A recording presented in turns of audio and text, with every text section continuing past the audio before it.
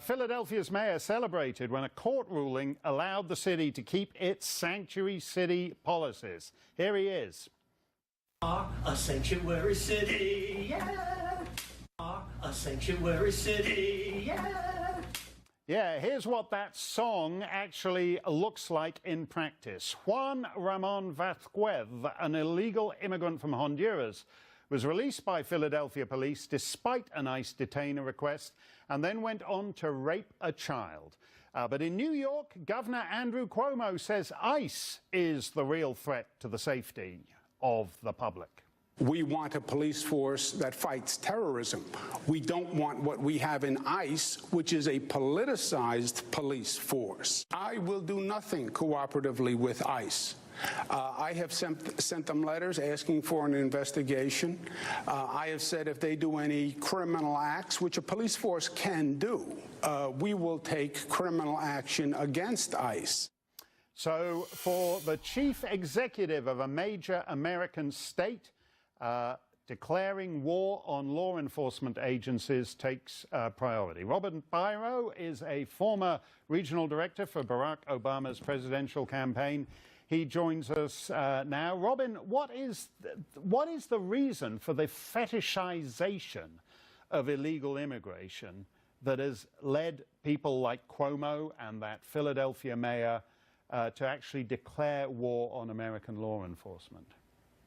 You know, I'm glad you asked that. I had to read the full statement in its entirety to try and grasp that. And what he's alleging is that ICE is being misused as just a deportation force. And what he's taking specific issue with is proposed legislation from this administration that will make it harder for undocumented immigrants to get green cards. Well, wait a minute. Let me stop you there. Yeah. I'm a legal immigrant, and it's actually quite a lot of effort to get a green card if you do it legally. Right. Why should people who ignore the system, who just walk into the country, whether from Mexico or Canada or anywhere else, why should they get a green card? You know, here's my theory on that, and I'm just being very honest after speaking to mayors of sanctuary cities. I honestly believe they're looking at this as a financial issue because their economies benefit from that. Undocumented immigrants pay $11.64 billion in state and local taxes every year. They pay $7 billion into the Social Security system. That would sound a lot in New Zealand, but in a country with multi-trillion dollar public expenditures. Right. That's an irrelevant drop in the ocean. And most people would rather have non-criminal immigrants than get an extra $11 billion in taxes for state and local governments.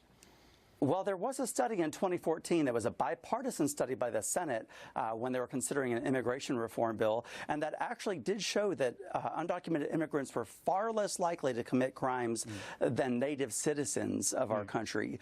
So I'm not sure that that's entirely true, that there's a huge influx of illegals wanting to commit crimes. The numbers just don't mesh up. No, that's actually not the case. For example, with ICE, 9 out of 10, Brian Kilmeade mentioned this on Monday's show, 9 out of 10 people detained by ICE have committed a crime.